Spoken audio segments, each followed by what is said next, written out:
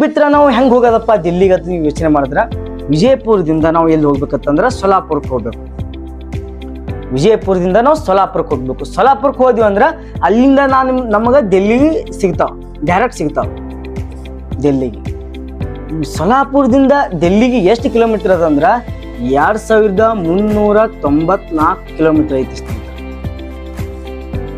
2394 kilometre ಅದ ಸೊಲಾಪುರದಿಂದ ಡೆಲ್ಲಿ ಹೋಗ್ಬೇಕಂತಂದ್ರೆ ಎಷ್ಟು ಅಂದ್ರೆ 24 ಅವರ್ಸ್ ಅಂದ್ರ ಒಂದು ರಾತ್ರಿ ಒಂದು ಹಗಲ ಹೋಗ್ತದ. ಮಿನಿಮಮ್ 27-28 ಅವರ್ಸ್ ಜರ್ನಿ ಸ್ನೇಹಿತರೆ ನೀವು ಡೆಲ್ಲಿ ಹೋಗಿ ರೀಚ್ ಆಗ್ಬೇಕಂದ್ರ. ಮತ್ತು ಟಿಕೆಟ್ ಬಂದ್ಬಿಟ್ಟು ನೀವೇನಾದ್ರೂ ಜನರಲ್ ಒಳಗೆ ಹೋಗ್ತೀರಂದ್ರ 420. ಸೊಲಾಪುರಿಂದ ಹೋಗ್ತೀರಂದ್ರೆ ಎಷ್ಟದಂದ್ರೆ 420 ಪ್ರೈಸ್.